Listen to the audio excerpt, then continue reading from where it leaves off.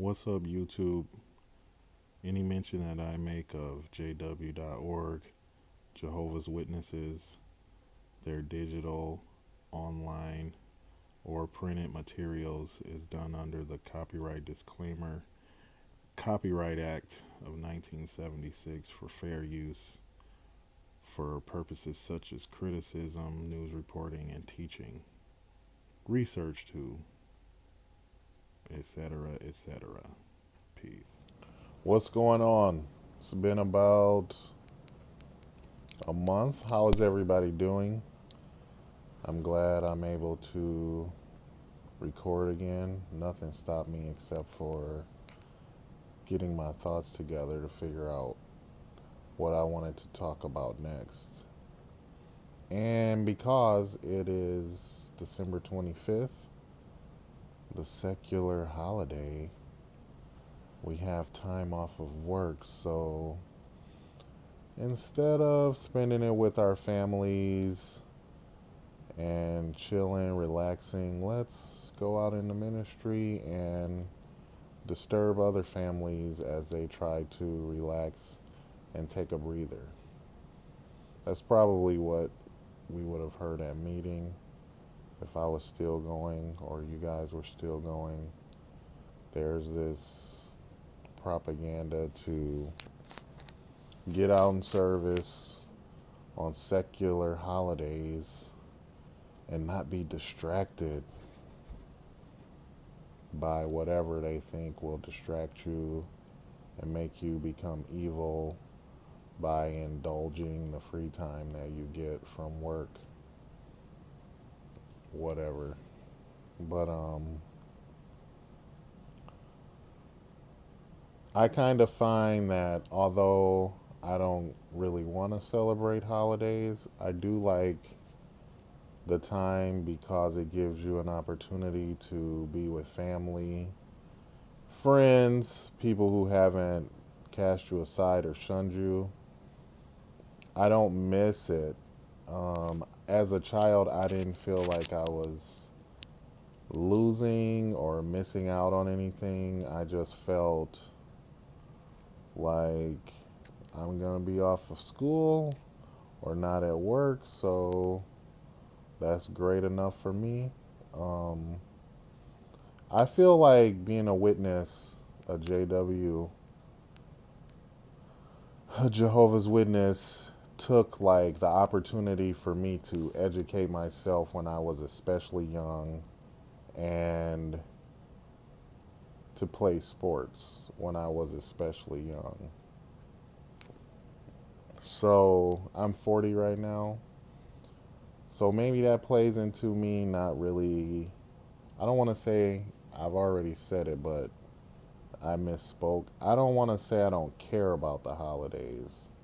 I do think there is good in the holidays, but the more like commercial aspect of it, giving gifts, writing cards, all of that, like I don't feel like not doing it in my youth created some kind of hunger for me now that I'm psychologically free to do that now.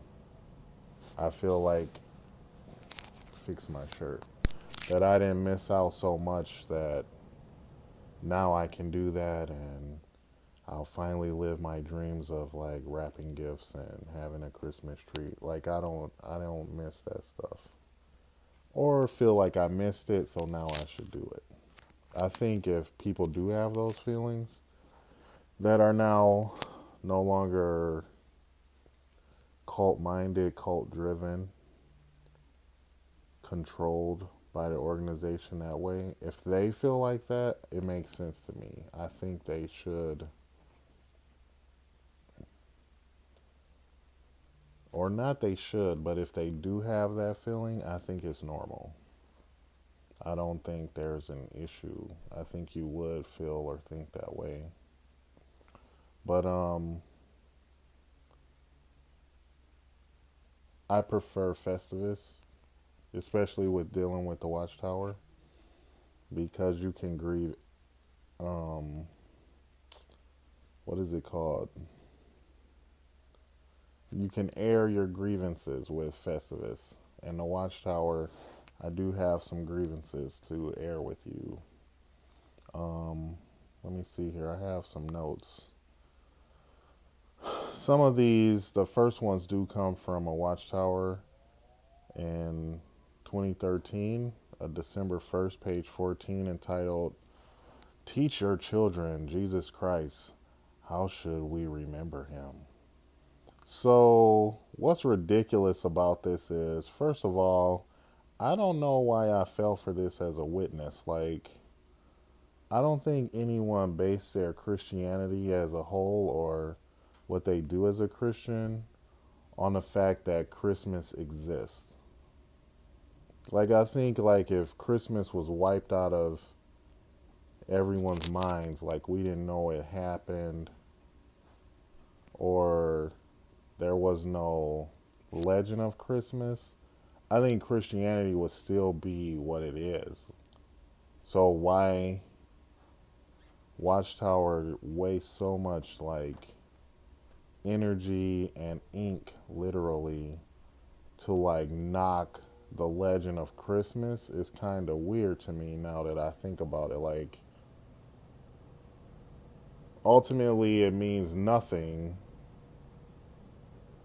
to people's lives or deaths. You know what I'm saying? It's, let's make everything about Christmas true. The day Jesus was born, all of that.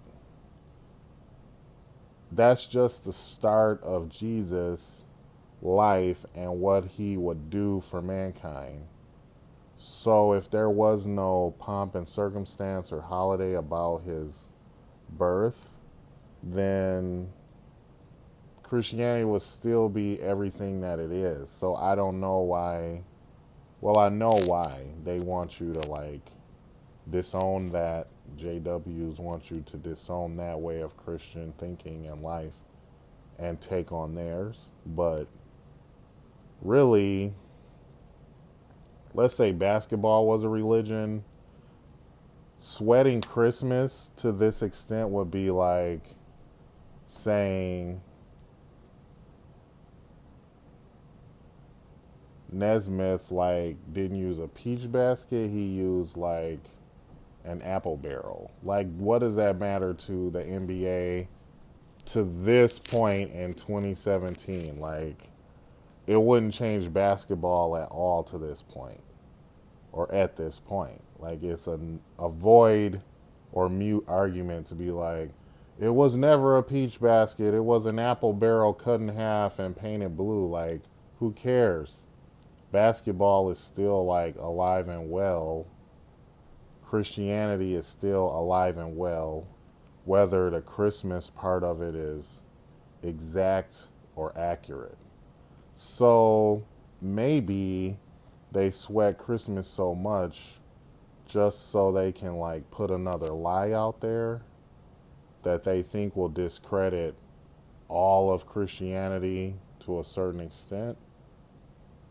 And you'll go, well, if Christmas is a lie, or some of those facts are janky and mixed up, I'm going to join the Jehovah's Witnesses who believe Jesus Christ was here in 1914 flying around till 1918 or whenever, and he picked them, although they have no proof of it.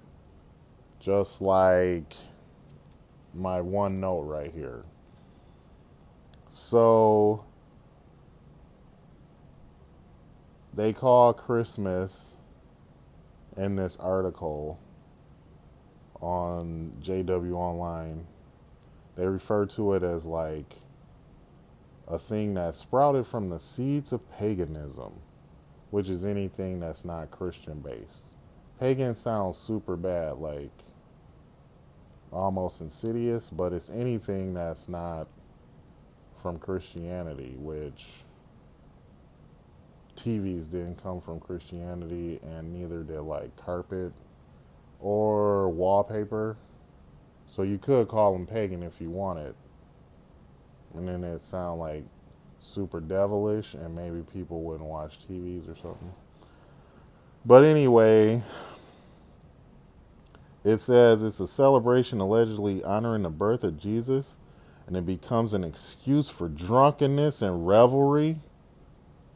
Man, those bell ringers, they're just trying to trick me at the grocery store so they can get drunk later. They don't really want to give money to people without clothes or who are groceryless. They're trying to trick me so they can get involved in revelry. It's just an excuse.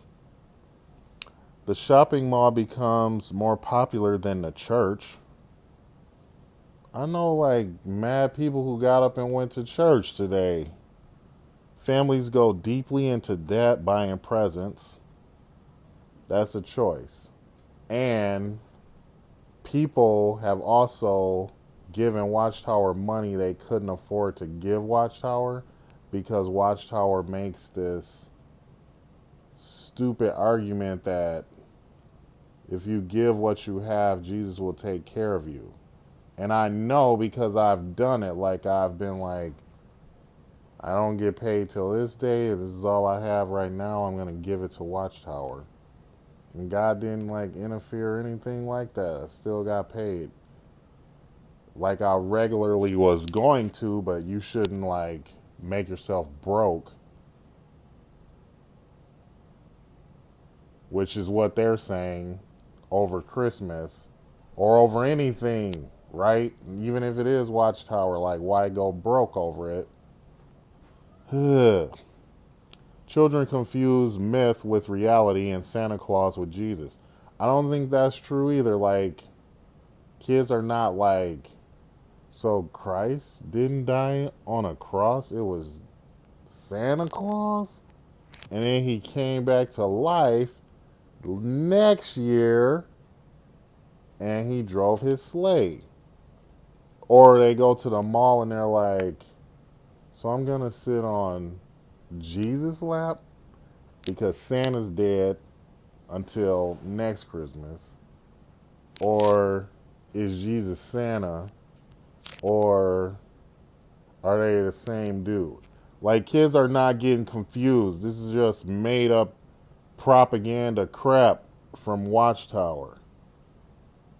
So then they cite 2 Corinthians 6:17, some Old Testament whatever, quit touching the unclean thing. Like, how convenient. That's what God was talking about. Like, not buying Christmas presents. It's a principle, it's not a law, so you can apply it. Anyway, they then go into how what I refer to as sweating or like dogmatically attacking the Christmas holiday itself, which again I liken to if you're a person who's like, no, Nesmith used a barrel, not a peach basket in his first iteration of basketball. Like, what does it matter? Like, peach basket or barrel, today we have a metal rim painted orange with a nylon net. Who cares if it was like an old sock when it began? But anyway,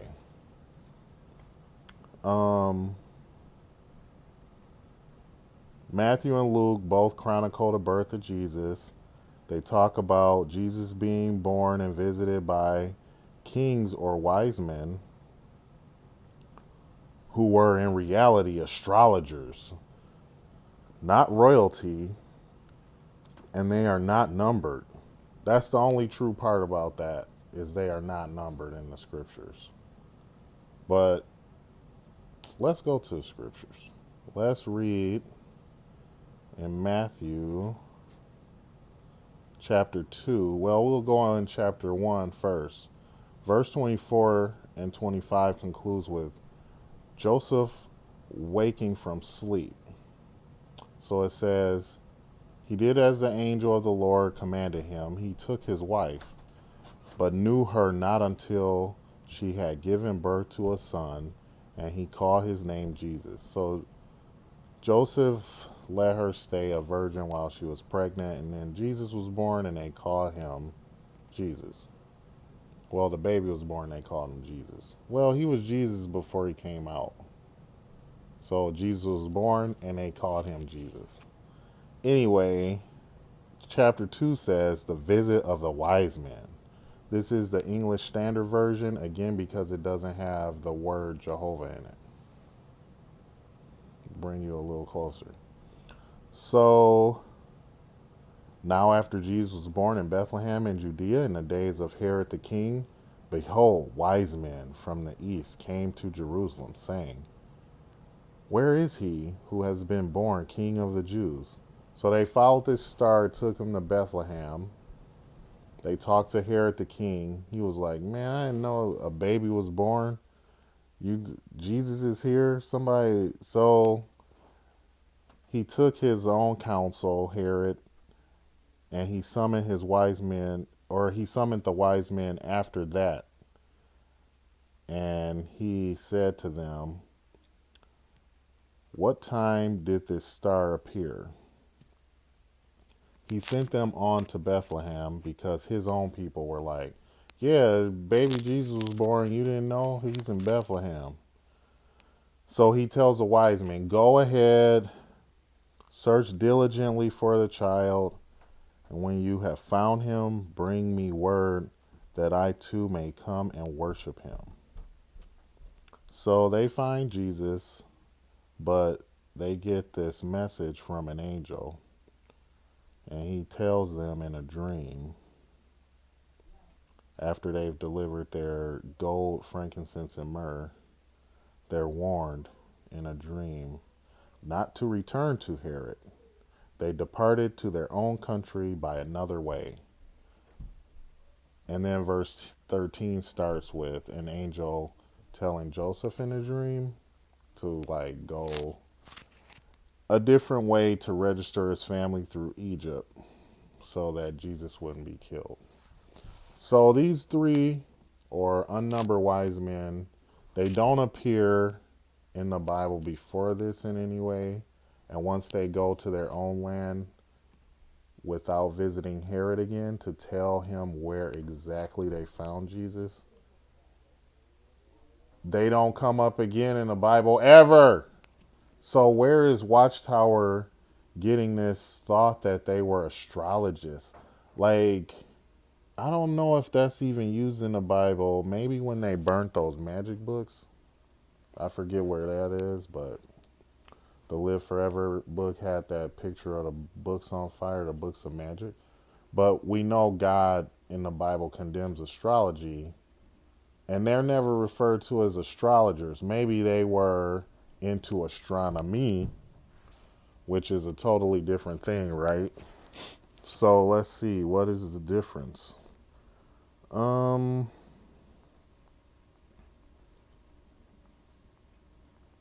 Dictionary.com says astrology is the study that assumes and attempts to interpret the influence of the heavenly bodies on human affairs.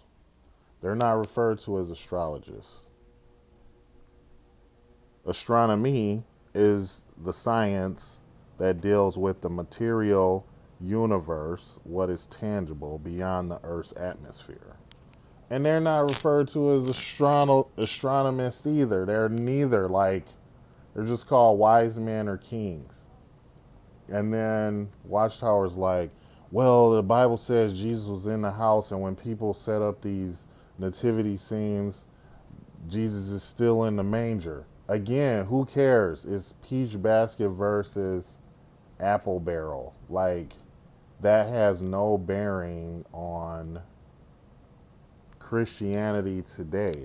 Everything would be exactly how it is today, even if this part of the story of Jesus' life didn't exist.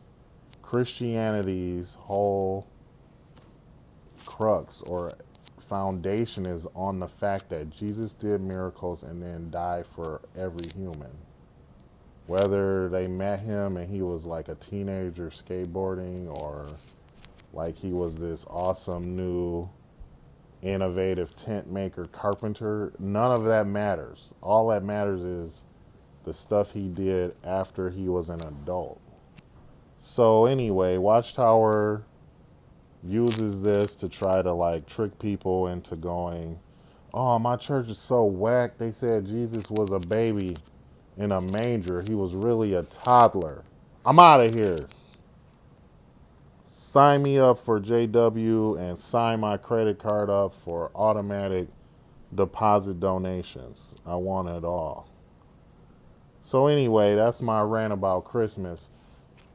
Celebrate it or don't, but definitely use the time to show love and to appreciate people who don't judge you and who don't find you evil, even if you don't look at the Bible the way they do. But you also don't murder and steal, and you also don't cheat at Monopoly, and you also contribute pretty positively to society. But watch out, because Watchtower will try to tell you that things in the Bible aren't, that things that aren't in the Bible are in the Bible. And I just don't know why they would do that and why I never questioned it. Like, the Bible never said they were astronomers. So enjoy today. In a week, there's another holiday break. And that's what I want to add. I see holidays now as like built in breaks or timeouts in life, like built in lunch breaks. Like at work, people take breaks to smoke, to go take phone calls, to use the bathroom, to clear their minds.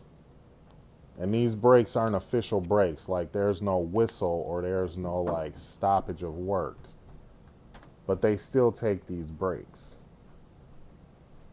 There are times where your job will say you have to go to lunch, and you also get 2 15ers, and one in the afternoon, one in the morning, and one in the afternoon.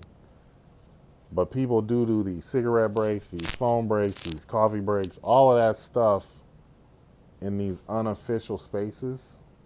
But there are official breaks, the 2 15s and the lunch break. So in life, I find that holidays are like the official breaks, because life is hectic and people are sick and people are busy and people are concerned and they're moving to and fro and helping each other out. And then there are these built-in breaks, the holidays. And we should use these breaks to stop and take a breath and be like, I love you and I love you, and let's laugh and let's make some food and keep the house warm and just chill. So to me, holidays are like built-in breaks, because life is so fast. There are people who work and they won't stop to go to the bathroom. They're like, I get a break in 4 hours, so I'm gonna hold it. And then they finally go pee when the whistle blows or it's the designated mandatory break. So holidays are the mandatory break so that you make sure, because that is another witness thing. Like, we don't need a day to give thanks. We give thanks every day. There are non-witnesses who also thank God every day. But these mandatory breaks are here to make sure you get a chance to catch your breath and be like, man, I wouldn't have stopped trying to keep up with life, because life will beat you up. It gives you joy, but it makes you run. You know what I'm saying? And if there weren't these breaks, people might not stop running. Peace. Holla at me and leave me some comments, good or bad.